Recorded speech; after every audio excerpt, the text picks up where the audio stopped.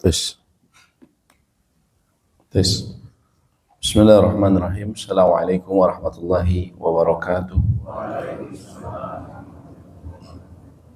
Innal hamdalillah, sesungguhnya puji-pujian mutlak hanyalah milik Allah. Nahmaduhu, kita senantiasa memujinya, wa nasta'inuhu, senantiasa memohon pertolongan kepadanya, wa nastaghfiruh, dan juga senantiasa memohon ampun kepadanya.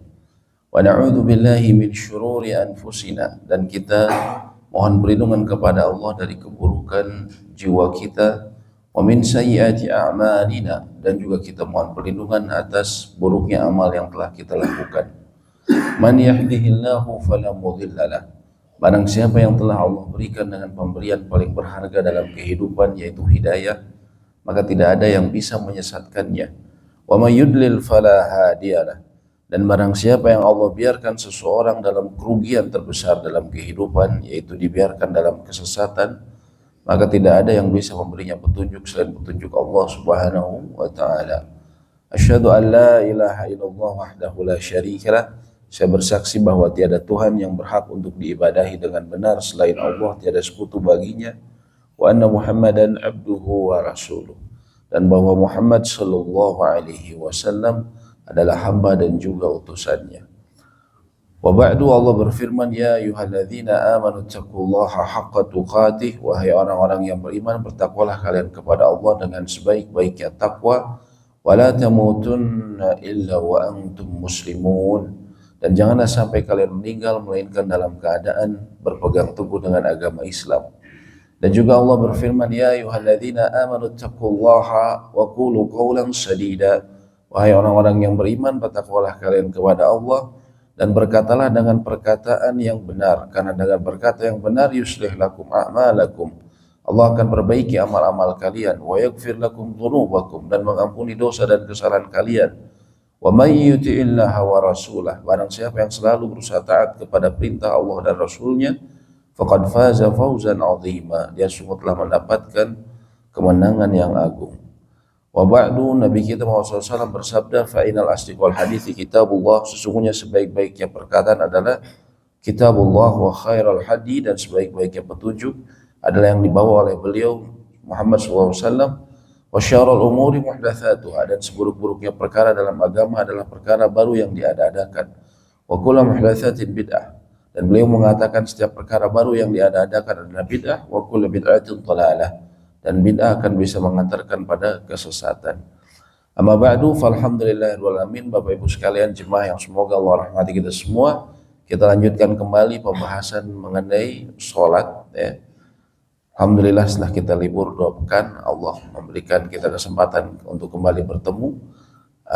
Kita lanjutkan mengenai sholat. Terakhir kalau tidak salah pembahasan mengenai i'tidal, ya, betul. Orang ruku. Rukun i'tidal, betul. Pembahasan kita masih seputar rukun, ya. Rukun ini adalah sesuatu, ya, perbuatan maupun perkataan dalam sholat yang tidak bisa ditinggalkan, baik karena sengaja, tidak sengaja, ya, atau lupa, ataupun tidak tahu. Dia mutlak harus mengerjakannya, gitu kan? Mau tidak tahu, setelah tahu, atau misalnya setelah selesai sholat ada orang memberitahu, Pak, tadi Bapak tidak melaksanakan ini, salah satu rukun, maka orang tersebut harus mengulang sholatnya. Ya, ini karena rukun sama sekali tidak bisa ditinggalkan, seperti tiang pancang dalam sebuah bangunan. Dan kita telah sebutkan pada pertemuan yang sebelumnya bahwa di antara rukun adalah ruku. Ruku, seseorang kalau tidak ada masalah dia harus berusaha untuk meluruskan rukunya, ya. Tidak boleh dia bengkok rukunya. Dan dia, ya, disunahkan juga, ya, menaruh tangannya di atas lututnya, bukan di atas paha ataupun bukan di bawah lutut, ya. Banyak orang yang juga di bawah lutut, dengan ketika ditanya kenapa, karena ingin lurus punggungnya. Nah, kalau perasaan sih memang terkadang kalau kita taruh tangan kita di bawah lutut, nah itu baru terasa lurus punggung kita, perasaan. Tapi kalau kita lihat cermin, biasanya kita tahu, oh ternyata bengkok, gitu kan? Nah, makanya yang posisi yang tepat adalah tangan berada di atas lutut, karena dengan itu posisi punggung kita akan lurus dengan benar. Lalu kemudian seseorang bangkit dari rukunya, i'tidal, ya. Nabi SAW katakan, ya, thummarka, ya, thumma apa namanya, thummarka hatta ta'dila qa'ima. Kemudian engkau bangkit, ya, kemudian engkau bangkit dan kemudian engkau berdiri dengan lurus, ya. Perintah Nabi SAW seperti itu, ya. Maka ketika orang berdiri dengan lurus, dia harus kembalikan posisi punggungnya seperti semula ketika dia membaca Al-Fatihah, ketika takbiratul ihram, ketika di awal, ya. Dan di antara kesalahan banyak orang yang sholat, dia belum sempurna berdirinya, dia langsung turun lagi. Dan ini kata Imam Syafi'i, kalau seseorang bangkit seperti ular, bangkit langsung turun lagi seperti ular yang naik, gitu, langsung turun lagi, maka sholatnya tidak sah, ya. Jadi ketika dia ruku berusaha lurus tadi. Kemudian tadi kami sebutkan di antara sunnah ruku, seseorang tidak mendongakkan kepalanya dan juga tidak melipat. Kata Aisyah radhiyallahu taala anha, istri Nabi SAW, bahwa beliau tidak mendongakkan dan tidak seperti ini. Kalau orang bilang, tapi kan menghadap ke tempat sujud. Ya, menghadap tempat sujud. Menghadap tempat sujud itu ketika kita berdiri, posisi mata kita menghadap tempat sujud. Tapi ketika ruku, kita tidak disudahkan melihat tempat sujud, tapi lurus saja. Ya. Kadang orang banyak seperti ini. Kenapa Pak? Saya menghadap tempat sujud. Bukan. Lurus saja seperti ini. Ya. Tapi yang paling penting adalah punggung kita lurus. Banyak tadi saya bilang orang berpikiran kalau lurus perasaan di sini. Tapi kalau kita lihat di cermin ini lurus gak Pak? Bengkok kan? Lalu ke bawah. Tapi kalau perasaan memang lurus. Dulu saya gitu, pas saya kira mau lurus begini, pas dilihat di cermin, wah bengkok ternyata. Ternyata memang sunahnya cukup ditaruh di sini saja. Taruh di lutut. Kalau di lutut ini pas, insya Allah proporsional. Lurus Pak ya? Ini walaupun bisa kita luruskan atau kita bengkok, tergantung keadaan kita. Kalau sholat berjamaah, kita sulit untuk membengkokkan. Atau biasanya tangannya yang panjang, dia bisa sedikit membengkokkan. Gitu kan? Lalu seseorang bangkit. Ya. Ketika bangkit dia i'tidal, dia luruskan kembali punggungnya. Ya. Dia luruskan dengan tumakninah. Ya. Tentunya, ya, sebagian ulama mengatakan di antara kewajiban bagi imam dan orang yang sholatnya sendirian munfarid, dia mengucapkan Sami Allah ketika dia mengangkat, Sami Allahu liman hamidah. Bagi makmum dia membaca Rabbana lakal ham atau Rabbana walakal ham, ini ada macam-macam redaksinya. Semuanya sahih. Ada Rabbana lakal hamdu, ada Rabbana walakal hamdu, ada Allahumma Rabbana lakal hamdu, ada Allahumma Rabbana walakal hamdu. Semuanya 4 ini ada dalam hadis Bukhari dan Muslim. Bisa kita pakai. Tapi yang paling penting kita luruskan punggung kita. Ya. Kita membaca barusan dengan tenang, bukan dalam perjalanan, ya. Misalnya tadi Sami Allahu liman hamidah, dia baca sebagian orang Rabbana walakal ham sambil bergerak, tidak. Tapi dia baca dengan tenang. Rabbana walakal ham. Ya. Di antara kesalahan banyak sekali, ya, orang baru seperti ini. Sami Allahu liman. Belum lurus langsung turun. Langsung turun. Ini enggak sah. Kadang orang tidak menyangka bahwa meluruskan punggung ini itu adalah rukun. Dia mungkin kira rukun itu rukunya saja sama sujud. Dia menganggap bahwa ini hanyalah tempat sementara persinggahan. Padahal ini rukun juga, nggak boleh ditinggalkan. Tadi kata Imam Syafi'i, kalau orang misalnya dia memang meluruskan punggungnya, tapi baru gini langsung turun, gitu, maka itu dianggap tidak sah. Dianggap tidak sah. Ya. Jadi dia ketika dia ruku, dia dalam keadaan tumakninah. Tumakninah ini dalam keadaan tenang. Tenang itu bagaimana? Ketika ruku disebut tumakninah kalau dia dalam keadaan rukunya tersebut ya dengan durasi dia tenang, dengan durasi dia membaca zikir minimal dalam ruku tersebut, yaitu Subhana Rabbiyal Azim. Subhana Rabbiyal Azim dalam keadaan tenang, bukan dalam perjalanan. Ya, misalnya begini, Subhana Rabbiyal Azim. Nah, dia Rabbiyal Azimnya sambil bergerak, tidak. Dia harus sambil Subhana Rabbiyal Azim. Baru kemudian itu kadar minimal. Subhana Rabbiyal Azim. Selesai baru dia mengangkat Sami Allahu liman hamidah.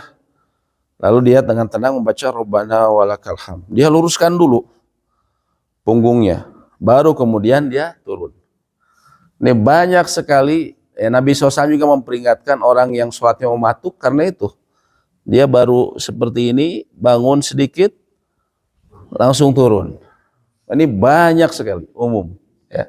Kalau kita masih seperti itu, maka kita harus perbaiki sholat kita. Kalau punya kita kebiasaan seperti itu, harus disiplin. Berhenti untuk seperti itu. Karena itu menyebabkan sholat kita tidak sah. Kata para fuqaha, para ahli fikih.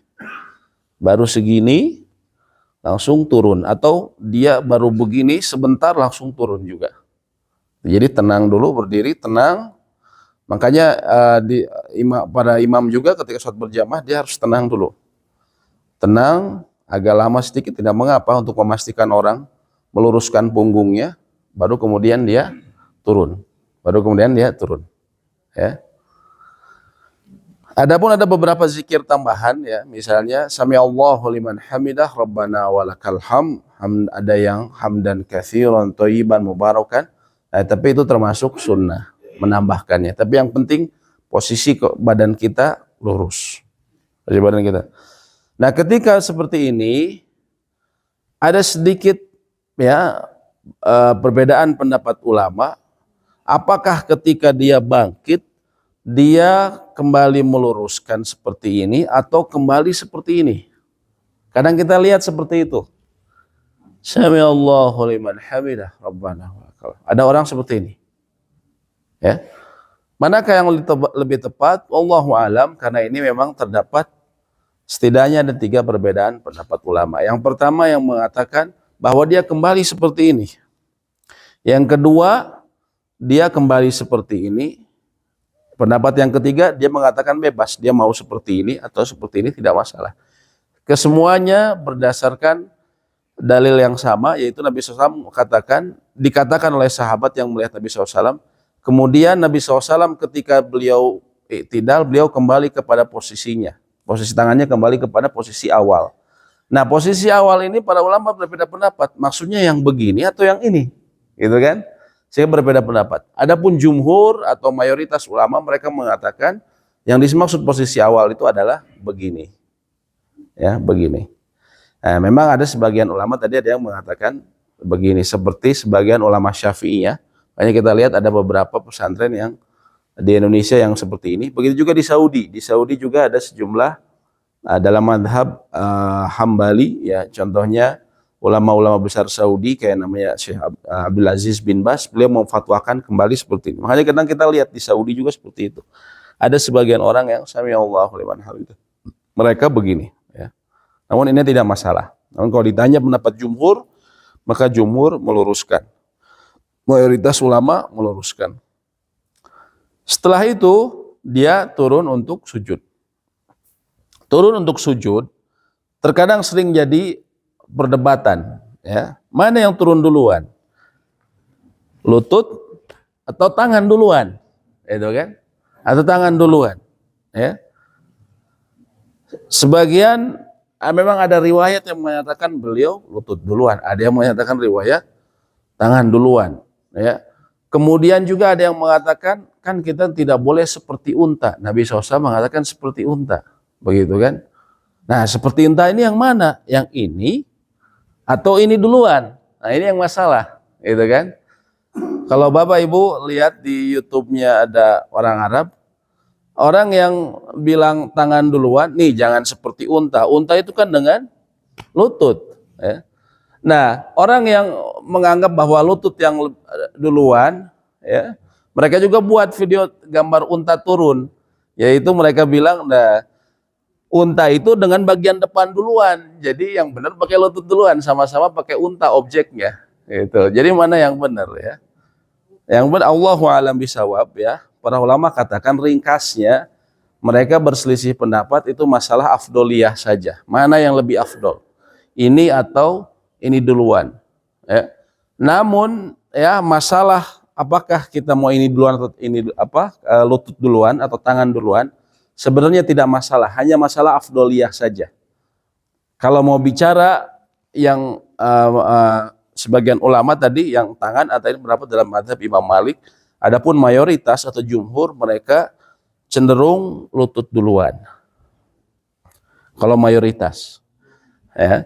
Dan ada sejumlah ulama yang memahami bahwa yang tidak diperbolehkan adalah kita cara turunnya seperti unta, ya, adalah bukan masalah posisi, tapi masalah caranya. Yaitu unta itu kalau turun langsung duk. Nah, jadi yang tidak boleh itu seperti ini. Nah, seperti itu. Atau tangan duluan tapi langsung. Nah, ada orang seperti itu, Pak. Ya. Ada orang kadang kita nemu seperti itu, ya. Kalau saya pribadi memang nemu beberapa orang seperti itu.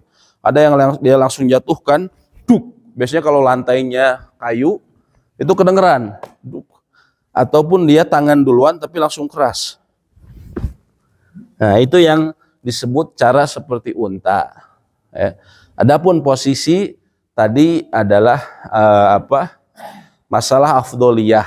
Adapun jumhur mayoritas mengatakan afdoliyah adalah lutut terlebih dahulu. Tapi kalau suatu saat kita terbiasa pakai lutut nih, misalnya. Suatu saat kita merasa kagok ya. Misalnya mungkin karena apa?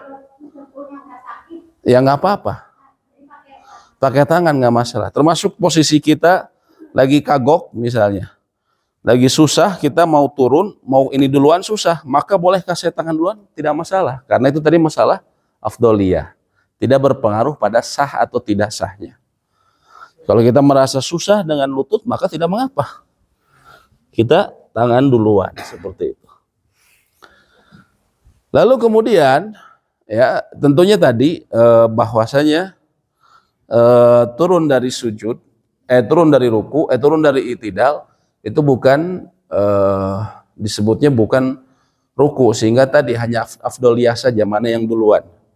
Entah itu lutut ataupun tangan duluan tidak masalah. Tadi hanya saja jumhur mengatakan yang utama adalah lutut duluan. Sebentar.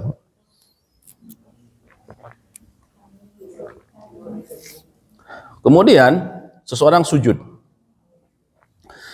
Disebutkan dalam ayatnya wasjudu, yaitu sujudlah kalian, dan berdasarkan sabda Nabi SAW kepada laki-laki yang sholatnya buruk, Nabi SAW perintahkan kepada dia thummasjud hatta tatma'ina sajida. Kemudian sujudlah engkau hingga tumakninah dalam keadaan sujudmu. Dan sujud ini yang diperintahkan kita lihat di hadisnya, ya, yang diriwayatkan oleh Imam Al-Bukhari dan Muslim dari sahabat Ibnu Abbas. Umirtu an asjuda ala sab'ati a'dzumin. Aku diperintahkan untuk sujud di atas 7 anggota tubuh. Al-jabhah, kening, dan beliau kemudian menunjuk dengan tangan beliau ke hidungnya. Wal yadaini, dan kedua tangan. Wa rukbataini, dan kedua lutut, dan ujung jari kedua telapak kaki. Ujung jari kedua telapak kaki. Jadi beliau mengatakan umirtu an asjud, saya diperintahkan untuk bersujud ala sab'ati a'dzumin, di atas 7 anggota tubuh, yaitu jabhah, beliau melihat keningnya. Kemudian beliau juga menunjuk, sebagian ulama yang mengatakan tadi disebutkan beliau menunjuk pada hidungnya, ya. Ini 1, lalu kemudian 2, 3, yaitu kedua tangan, 4, 5 lutut, 6, 7 kedua ujung kaki. Ya. Walaupun yang semua sepakat minimal seseorang sujud itu minimal dia menempelkan keningnya Itu yang semua ulama sepakat. Dia harus menempelkan keningnya. Adapun hidung diperselisihkan. Apakah memang ditempelkan atau tidak? Sebagian ulama, contohnya Imam An-Nawawi menyebutkan, mayoritas ulama mengatakan disunahkan untuk menempelkan hidungnya. Sangat ditekankan atau sangat disunahkan untuk menempelkan hidungnya. Sebagian ulama, tapi memang ada ulama lain yang mengatakan justru tidak ditempelkan. Ya, hanya saja kata Imam Nawawi mengatakan mayoritas seperti itu. Ya. Adapun yang tadi yang disepakati adalah kening, ya. Sisanya yang lain, ya, ulama memang tidak bersepakat semuanya, hanya saja memang lebih berhati-hati berdasarkan hadis tadi, maka kita lebih baik kita menempelkan 7 anggota tubuh ini. Dan Bapak Ibu perhatikan, yang disebut menempelkan 7 anggota tubuh ini, menempelkan dalam satu waktu. Dalam satu waktu harus menempel ke tanah dalam satu waktu. Saya contohkan seperti ini. Tadi kita nempelkan 7 anggota tubuh. Saya TV-in.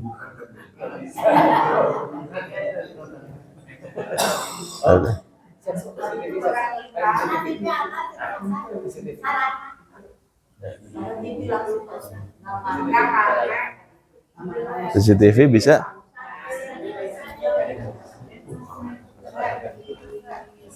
CCTV.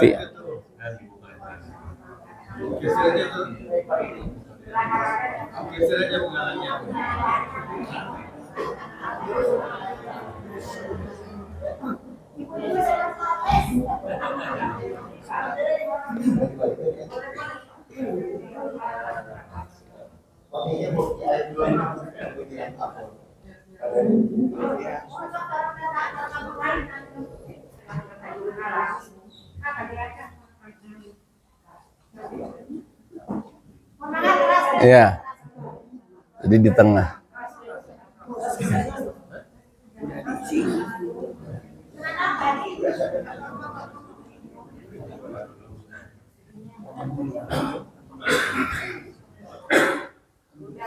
Ya, berarti di sini aja, di tengah aja Bu ya. Kalau tadi yang ruku sudah kelihatan nggak Bu? Ya, kalau nggak kelihatan sedikit saya ulang lagi. Yang ruku Ibu harus lurus. Nggak boleh seperti ini. Kalau nggak sakit punggung, kecuali sakit punggung nggak masalah. Nggak boleh kalau sakit punggung. Kalau nggak sakit punggung nggak boleh begini saja. Dan ini banyak sekali orang, walaupun masih muda, saya sering perhatikan karena dia tidak memperhatikan ilmu tentang sholat.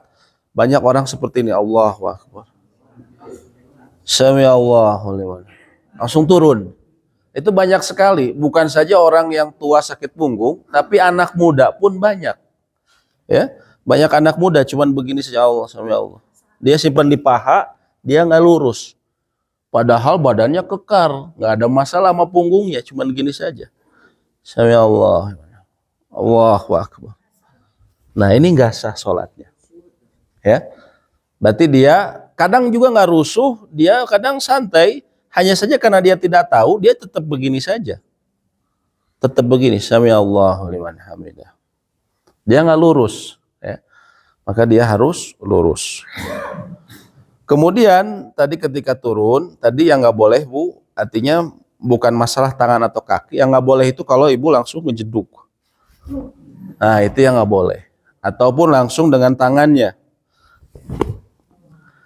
Kalau masalah tangan atau lutut duluan, itu tidak masalah, hanya afdoliyah saja. Kalau mayoritas ulama mengatakan afdolnya adalah lutut terlebih dahulu. Mayoritas. Ya.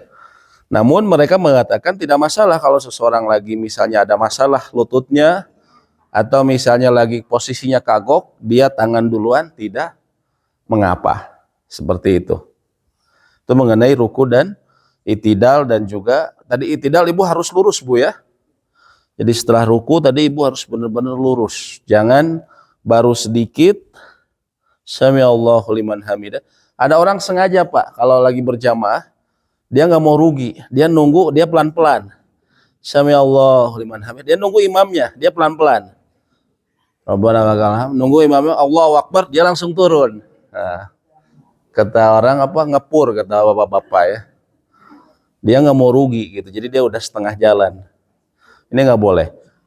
Kemudian ketika sujud tadi diperintahkan kita sujud di atas 7 anggota tubuh. Wajah, kedua tangan, 1, 2, 3, 4, 5, 6, 7. Dan ini harus menempel dalam satu waktu. Satu waktu bagaimana? Begini. Ketika kita misalnya turun, kemudian kita bersujud, ya, ada orang yang seperti ini, gatal kakinya. Setelah selesai garuk kaki yang kiri, pindah ke kanan. Beres dari sini langsung dia duduk. Jadi yang nempel ada berapa, Pak? Ada 6. Ada juga yang langsung gini, Pak. Saya juga nemu ada orang begini langsung. Ada yang begini. Ya. Ini berapa? 7, 5 malahan. Ya. Jadi bapak-bapak kalau misalnya begini, sujud, bapak-bapak gatel, ya, bapak turunin dulu. Nah, baru pindah ke sini. Kalau gatelnya di sini, ya. Jadi jangan langsung dari sini pindah ke sini langsung duduk. Jadi harus kata para ulama harus ada satu waktu dia menempelkan ketujuh anggota tubuhnya dalam keadaan tumakninah. Tumakninah ini apa? Sepanjang minimal durasi seseorang membaca zikir yang minimal, yaitu subhana rabbiyal a'la. Jadi dia seperti ini, 7 anggota tubuhnya menempel subhana rabbiyal a'la, seperti itu, ya. Jadi ingat, jangan langsung begini, Pak, ya. Tapi tenang dulu, subhana rabbiyal a'la. Kemudian ketika sujud disunahkan, Nabi SAW itu terkadang bersujud posisi tangannya, terkadang di posisi sebahu dengan beliau, terkadang di samping telinga beliau, ya. Terkadang seperti ini, terkadang dia lebih rendah seperti ini, Nabi SAW itu. Dan disunahkan kita membuka tangan kita. Kalau kita sholat munfarid sendirian, kita disunahkan melebarkan. Kalau perempuan memang diperselisihkan. Sebagian ulama Syafi'iyah mengatakan perempuan tidak perlu dilebarkan, tapi cukup begini saja. Cuman yang nggak boleh, ibu, adalah begini, menempelkan seperti ini. Nah, ini juga banyak laki-laki ataupun perempuan banyak yang begini. Ini disebutkan nggak boleh. Kenapa? Karena tasyabuh bil kalb, menyerupai anjing. Kalau dia menempelkan tangannya seperti ini, ya, tapi dia hendaknya melebarkan. Dan dia menjauhkan lututnya dengan lambungnya. Maksudnya apa? Dia tidak begini, Pak. Nah, ini dia menempelkan, ya, tapi dia kasih ruang, tidak menempel seperti itu, kasih ruang, ya. Dan ini disunahkan si kaki kita dilebarkan. Adapun posisi kaki, ya, orang yang sering bertanya, apakah dirapatkan ataukah diluruskan? Ya, nah ini sebenarnya terdapat perbedaan pendapat ulama, ya. Kenapa? Dan semuanya sebenarnya perbedaan pendapat ulama ini karena tidak ada nas khusus. Nabi SAW bilang kalau sujud hendaknya dirapatkan. Beliau tidak ada perkataan seperti itu. Tapi semuanya berdasarkan dari para ulama melihat, mengambil kesimpulan. Yang pertama, mereka yang mengatakan diluruskan, ya, atau dirapatkan, karena dalam hadisnya pernah suatu saat Aisyah mendapati Nabi SAW ketika sholat malam, ya, di kamarnya, karena kamar beliau waktu itu sangat sempit, sehingga kemudian Nabi disebutkan Aisyah, kemudian dikatakan aku mendapati kaki beliau dengan tanganku, disebutkan dengan satu tangan, sehingga kalau mendapatkan kedua kaki dengan satu tangan, pasti kemungkinan besar si kakinya nempel, karena didapati oleh satu tangan, gitu kan? Kemungkinan, tapi itu masih kemungkinan, ya. Sehingga ulama yang mengatakan seperti itu disunahkan untuk dirapatkan. Ulama yang lain yang menyatakan bahwasanya, ya, dia dilebarkan karena memang ada perintahnya kita untuk membuka ruang paha kita, tidak dirapatkan seperti ini, tapi dilebarkan. Ketika misalnya paha kita dilebarkan, otomatis yang belakang pun posisi yang yang natural adalah dia ikut melebarkan. Ya. Sehingga mereka mengatakan yang yang afdol kata mereka dilebarkan. Nah, jadi dalam seperti ini terdapat perbedaan ulama ya, pendapat ulama. Sehingga tidak pantas bila kita ngotot gitu. Kita ngasih tahu ini harus lurus, harus rapat ataupun harus longgar. Tidak perlu seperti itu. Karena memang tidak ada nas. Tidak ada perkataan Nabi SAW yang mengatakan langsung kalau kamu sujud, kamu harus rapat atau kamu harus lebar. Tidak ada perkataan beliau langsung seperti itu. Semuanya kalau kita lihat dalil-dalilnya, para ulama itu dari pemahaman mereka atas yang tadi dilihat oleh para sahabat. Seperti itu. Namun yang perlu kita perhatikan dalam sujud itu ya, 7 anggota tubuh tadi. Kalau masalah posisi tadi dilebarkan atau tidak, yaitu sunnah. Yang ini yang utamanya adalah kita anggota tubuh yang 7 tadi ya. Ini dilebarkan, ini mau kita rapatkan ataupun kita ini tidak masalah. Walaupun kalau saya pribadi memang saya lebih sering merapatkan ya. Namun tidak masalah bila kita seperti ini pun ya. Yang penting kita perhatikan jangan seperti ini ataupun kita ya biasanya kalau yang begini itu karena ruangan sempit, Pak. Dulu Bapak mungkin masjid ini saya tidak tahu atau menggunakan atau tidak ya. Karpet yang dari Cina, yang kotak-kotak. Itu pertama kalau lebarnya oke lah, mungkin masih bagus kalau untuk rapat. Cuman yang jadi masalah tingginya. Dia terlalu sempit. Sehingga dulu kalau sholat, kalau ngikuti karpet itu kita begini, Pak. Menempel perut kita. Ya. Dan itu sebenarnya masalah besar. Dulu Pusdai pakai itu. Saya ingat, alhamdulillah sempat diingatkan ke DKM-nya, akhirnya mereka ganti dengan karpet biasa. Waktu dulu musimnya karpet yang kotak-kotak itu. Dikasih lebar ininya. Kenapa? Karena itu berpengaruh dan kita nggak bisa nyalahin orang yang buat, orang Cina gitu kan. Bukan orang Arab gitu. Dia begini, jadi kita seperti ini. Ya. Nah, makanya kalau kita sujud, kita cari tempat yang kira-kira memungkinkan kita atau ini alhamdulillah ini sudah leluasa ya, udah enak seperti ini. Memungkinkan kita untuk sempurna. Ada juga orang yang berlebihan dia sujud terlalu ke depan. Nah, dia biasanya kenapa? Saya ingin meluruskan. Nah, itu sama juga perasaan. Kalau dirasa memang lurus seperti ini ya. Tapi kalau lihat di cermin bengkok ya.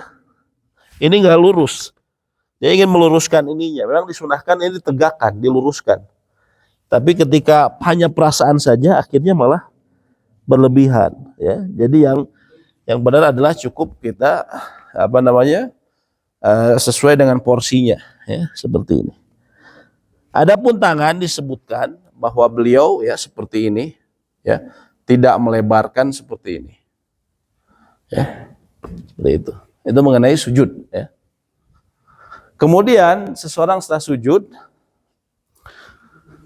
dia duduk di antara 2 sujud. Dalam 1 rakaat itu terdapat 2 kali sujud. Yang harus kita ingat. Kadang orang mungkin dia lupa sehingga dia cuma 1 kali sujud. Maka kalau dia lupa, dia cuma 1 kali sujud, maka rakaat yang barusan itu tidak dianggap. Ya. Maksudnya begini, Pak. Ini Bapak sujud pertama. Kemudian Bapak duduk. Bapak lupa, Bapak langsung bangkit. Nah, setelah dipikir-pikir, loh saya tadi belum sujud, baru sekali sujudnya, bukan 2 kali. Apa yang dilakukan? Apakah turun? Tidak. Tidak perlu diturun kalau sudah berdiri, sudah terlanjur berdiri. Ya. Tapi Bapak menganggap rakaat yang barusan itu menjadi tidak sah. Kalau Bapak ini rakaat kedua, barusan rakaat pertama, kita sujud cuma sekali. Kita masuk rakaat kedua. Maka rakaat kedua ini dianggap menjadi rakaat pertama. Kalau tadi misalnya saya lupanya tadi rakaat ketiga, saya cuma sekali. Maka berdirinya kita yang harusnya rakaat keempat ini otomatis menjadi rakaat ketiga. Pokoknya jadi berkurang seperti itu. Ya. Disunahkan sujud sahwi. tapi tetap dia lakukan seperti barusan. Jadi jangan orang menganggap keun we lah saya sujud sahwi aja, nggak sah. Tetap dia harus lakukan. Antara lain dia lakukannya yang barusan, rokaat yang barusan jadi menjadi gugur, tidak dianggap. Tidak perlu dia mengulangi sholatnya, tapi dia sempurnakan saja. Dia bangun, otomatis kalau misalnya tadi lupanya rokaat ketiga, berdirinya dia ini sekarang yang harusnya rokaat keempat menjadi rokaat ketiga, seperti itu. Kemudian setelah seseorang sujud, ya, termasuk rukun berikutnya adalah dia duduk di antara dua sujud. Duduk di antara dua sujud. Seperti ini, ya. Dan duduk di antara dua sujud disunahkan duduknya iftirash. Iftirash seperti ini. Melipat yang sebelah kiri dan menegakkan yang sebelah kanan, ya. Dan kita meluruskan punggung kita. Adapun posisi tangan disebutkan Nabi SAW, ya. Posisi tangan Nabi SAW disebutkan beliau terkadang di sini, terkadang di sini. Posisi tangan, ya. Dan duduknya iftirash, ya. Dan kita berusaha tegak. Termasuk kesalahan fatal, banyak orang tadi rukunya sujud seperti ini, dia belum sempurna, Pak. Allahu Akbar. Oh. Nah, ini banyak sekali. Kalau perhatikan. Kalau kita seperti itu, kita harus perbaiki sholat kita. Karena menurut para ahli ilmu, dianggap tidak sah sholatnya. Ya. Kalau kalau yang dia pakai kopiah atau apa, katanya rambut yang nempel ini katanya nggak boleh. Nggak boleh. Kena gitu, jadi menutupi dahi katanya gitu. Oh gitu. Iya, ya begitu. Iya. Dalam sejumlah, memang ada sebagian ulama, ya antara ulama Syafi'iyah mengatakan di antara 7 anggota tubuh tadi yang harus menempel ke tanah, di antaranya adalah wajah, jabhah. Mereka katakan harus menempel langsung tanpa ada penghalang, sehingga kalau kopiah akhirnya kopiahnya diangkat, ya. Itu sebagian pendapat ulama, tapi tidak disepakati, ya. Dan tadi misalnya kalau ada rambut, makanya suka disibak, biasanya disibak seperti ini. Tapi sebagian ulama lain mengatakan tidak perlu. Kenapa? Karena kan yang diperintahkannya, aku diperintahkan menempel di 7 anggota tubuh pada bumi, ya. Nah, ini kan ini juga ada penghalang. Ini ada penghalang. Kalau kita ini ada penghalang. Terus kalau kita pakai kaos kaki juga ada penghalang. Atau bahkan pakai sepatu, kan boleh sholat pakai sepatu. Misalnya kita di lapangan, kita boleh kan sholat pakai sepatu, boleh sholat pakai sendal. Itu kan menghalangi, ya. Artinya kalau memang mutlak tidak boleh menghalangi, maka bagaimana dengan itu? Ya, nah gitu. Tapi memang ada sebagian pendapat ulama Syafi'iyah. Jadi kening dia harus menempel langsung tanpa terhalang. Ya. Tapi kalau terkena rambut sih Allahu a'lam, ya. Artinya memang sebagian mereka harus mengatakan menempel, tapi ya sulit buat kita memisahkan rambut, ya. Selalu aja ada 1 atau 2 seperti itu, ya. Tapi kalau saya cenderung mengatakan Allahu a'lam, ya. Dengan tentunya menghormati pendapat yang mengatakan harus langsung, ya. Tapi pendapat Allahu a'lam yang menurut kami lebih kuat, tidak masalah. Sehingga kalau orang seperti tadi kopiah harus gini terus, Pak, ya. Harus gitu terus. Allahu a'lam. Namun yang penting ketika kita duduk di antara sujud, kita seperti ini. Juga termasuk tadi ada orang yang sholat berjamaah sama, Pak. Ini yang ngepur juga, Pak. Jadi imamnya Allahu Akbar, dia oke, Allahu Akbar. Dia nunggu sampai imamnya Allahu Akbar lagi. Dia nunggu pelan-pelan Allahu Akbar. Gak mau rugi. Gitu kan. Biar cepat udah dapat setengah dia kan, setengah perjalanan. Nah ini tidak sah. Dia harus luruskan dulu. Dia duduk dulu dengan tenang. Sekedar dia tenang membaca zikir yang minimal di sini dalam keadaan tumaninah. Apa zikir minimalnya? Allahumma gfirli, Allahumma gfirli. Nabi SAW pernah membaca cuma itu saja. Allahumma gfirli, Allahumma gfirli. Dan itu dalam keadaan seperti ini, bukan dalam perjalanan. Allahumma gfirli, Allahumma gfirli. Nah ini bukan, nggak dianggap tumaninah. Tapi Allahumma gfirli, Allahumma gfirli. Di sini ada yang dimakruhkan. Contohnya apa? Posisi duduk. Dimakruhkan seperti ini. Ini disebutnya sama juga tasyabuh bil kalb. Dia menyerupai anjing. Duduknya seperti ini, ya. Sebagian ulama juga ada yang memakruhkan posisi seperti ini. Nah, ini umum, banyak dilakukan orang. Sebagian ulama mengatakan ini makruh. Ya. Tapi dia disunahkan iftirosh. Kecuali bapak ibu lagi ada masalah kakinya. Kadang orang nggak bisa seperti ini. Maka bolehkah saya diginikan? Boleh saja. Kalau memang dia ada masalah dengan kakinya. Saya nggak bisa duduk seperti ini. Saya bisanya duduk seperti orang tasyahud akhir. Kan orang beda-beda, Pak ya. Maka tidak masalah. Karena apa namanya? Ya, kalau di keadaan dia memang mengharuskan seperti itu, maka tidak masalah dia duduk seperti ini. Begitu. Itu diantara duduk diantara dua sujud. Ya. Sampai sini mungkin ada yang mau ditanyakan dulu, Bapak Ibu sekalian. Ada yang mau ditanyakan dulu, silakan.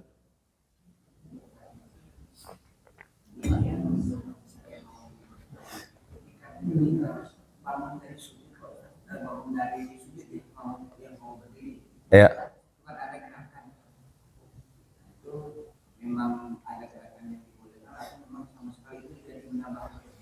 Maksudnya begini ya.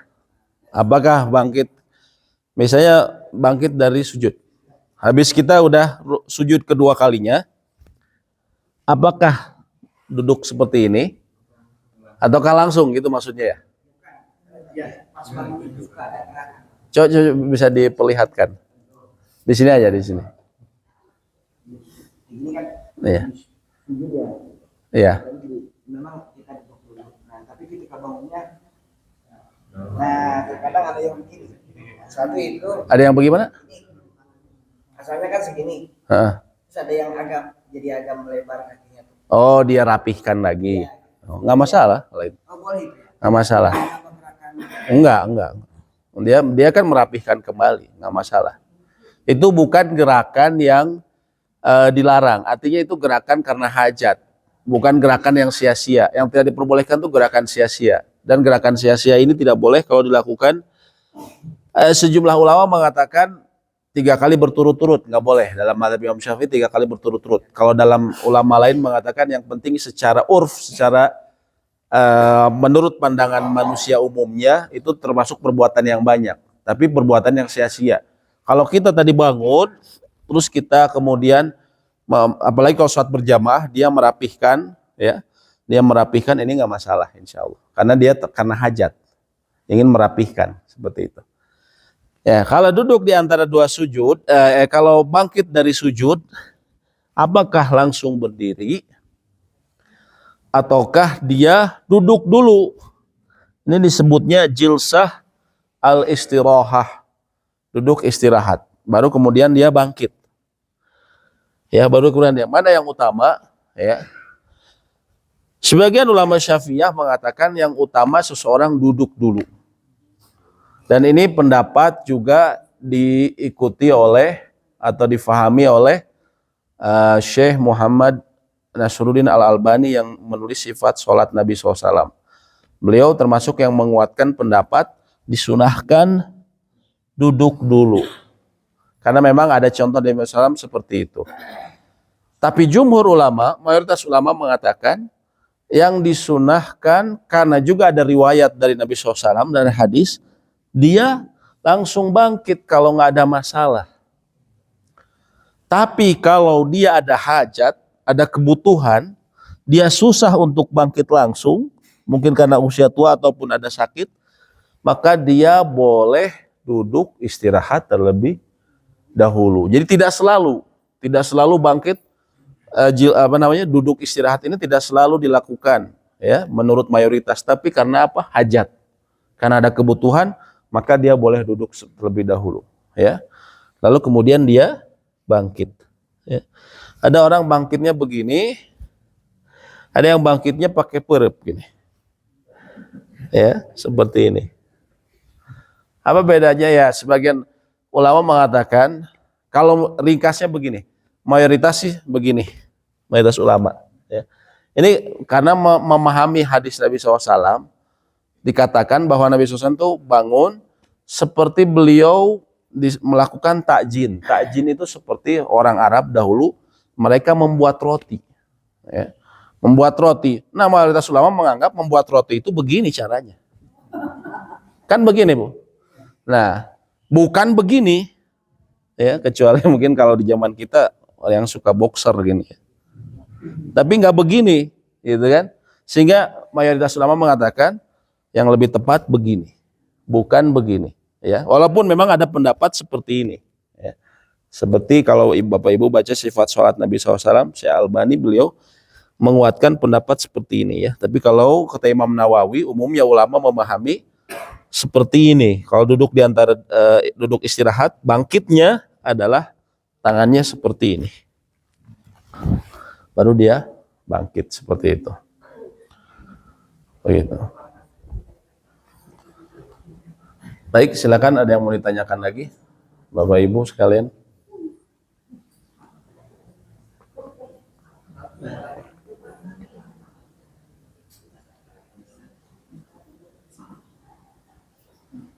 Kalau pas ini Pak jadi makmum, Ya.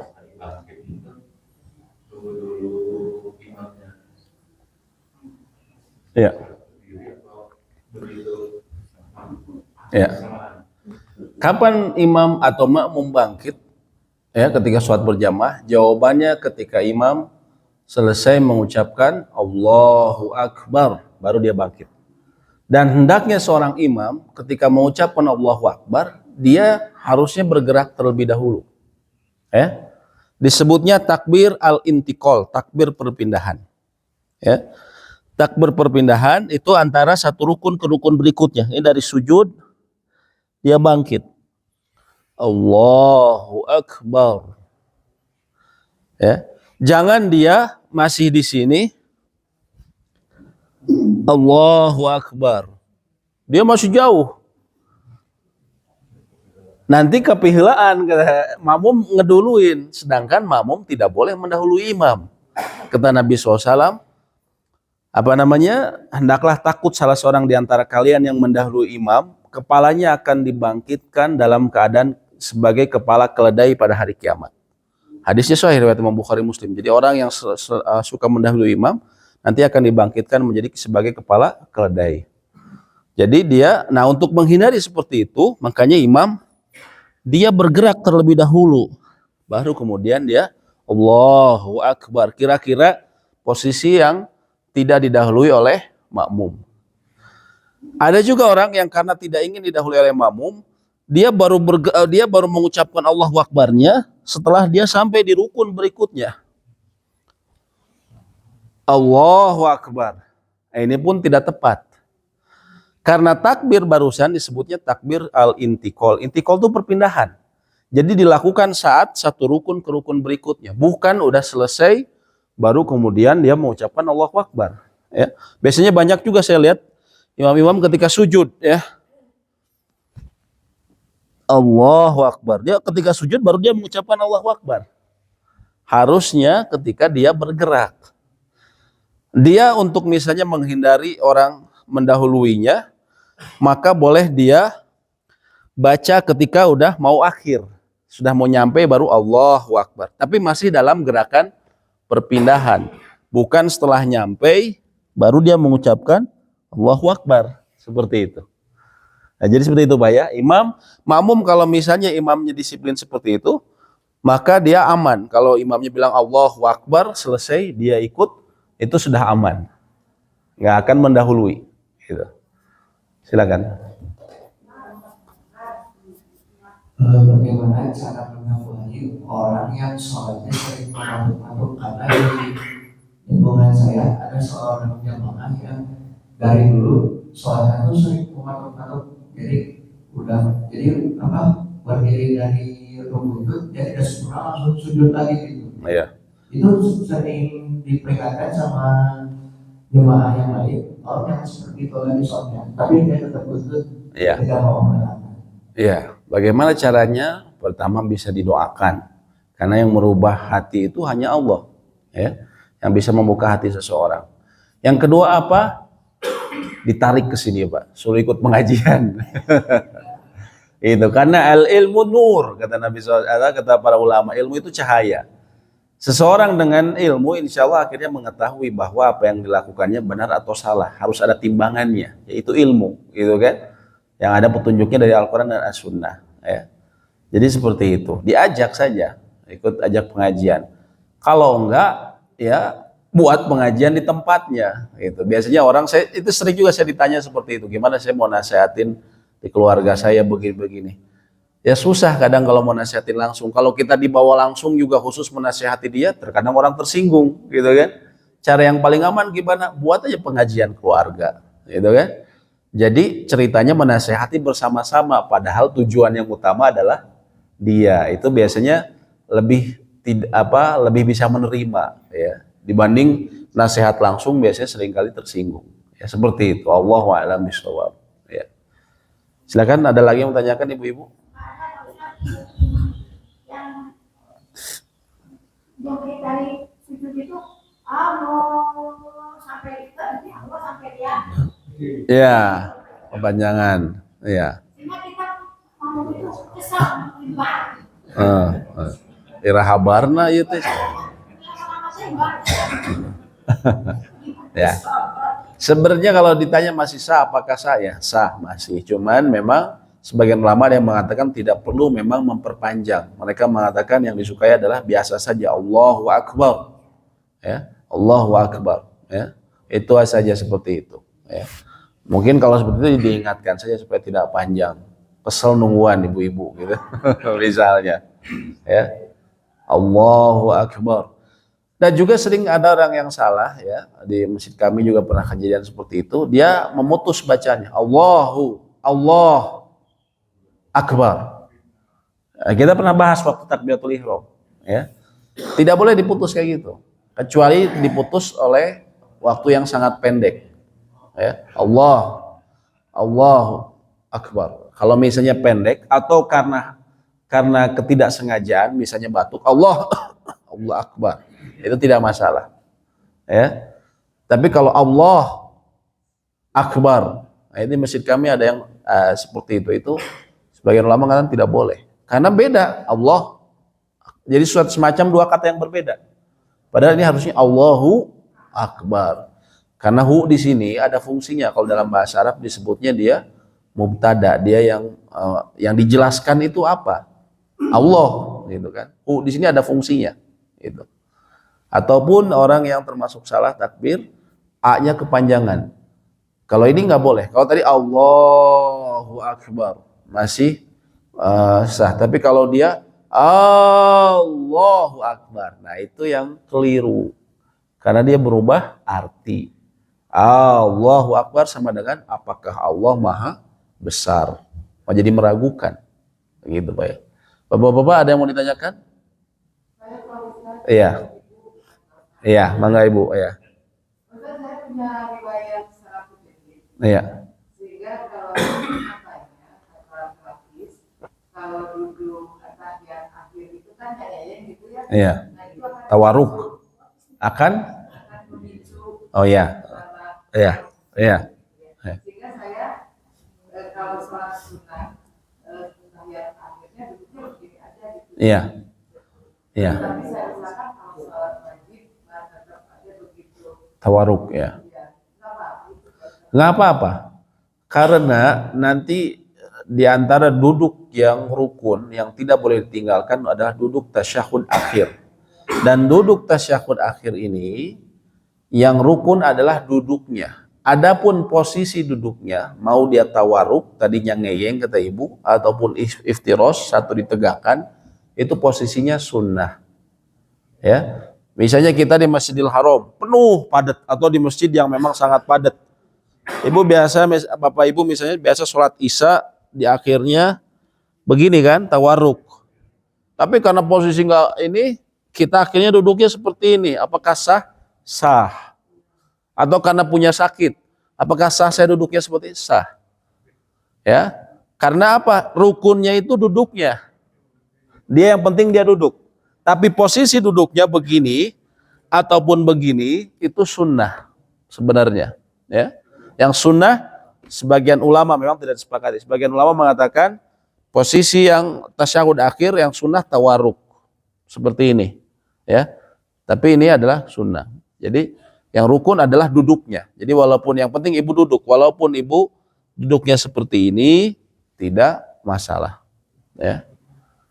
Nah, tadi duduk di antara dua sujud juga ada sedikit saya tambahkan. Sebagian ulama ada yang mengatakan diperbolehkannya duduk ik'a. Ik'a itu seperti ini. Ada hadis dari Abdullah bin Abbas bahwa Nabi SAW terkadang kalau kelelahan beliau duduknya seperti ini. Tapi ini hanya untuk duduk di antara dua sujud. Tidak boleh ketika tasyahud awal. At-tahiyatul yang pertama. Dia nggak boleh duduk seperti ini. Ini untuk duduk di antara dua sujud. Ya. Tapi ini memang tidak disepakati. Hanya sebagian ulama ada yang mengatakan seperti itu. Jadi kalau ada orang seperti ini masih diperkenankan. Yang nggak boleh adalah begini yang makruh ya. Ataupun juga yang umum banyak orang seperti ini. Kecuali apa? Kecuali tadi dia bermasalah, maka tidak masalah. Ada masalah kakinya apa tidak masalah dia. Seperti itu. Allahu a'lam bishawab. Ya.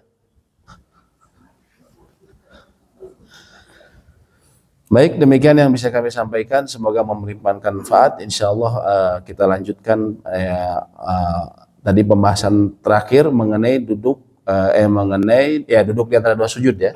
Nanti tolong diingatkan untuk pembahasan kelanjutannya. Wallahu a'lam bishawab. Semoga Allah menerima amal ibadah kita. Rabbana taqabbal minna innaka antas samiul alim wa tub 'alaina innaka antat tawwabur rahim. Allahumma anfa'na bima 'allamtana wa 'allimna ma yanfa'una wa zidna ilma. Allahumma ansur ikhwanana al-mustad'afina fi Filistin wa ansur ikhwanana al-mujahidin fi Filistin wa damir a'da'aka a'da'ad-din wa damir al-yahud. Amin ya rabbal alamin. Rabbana atina fid dunya hasanah wa fil akhirati hasanah wa qina adzabannar. Amin. Allah wa akhiru da'wana alhamdulillahi rabbil alamin. Subhanakallahumma wa bihamdik asyhadu an la ilaha illa anta astaghfiruka wa atubu ilaik. Assalamualaikum warahmatullahi wabarakatuh.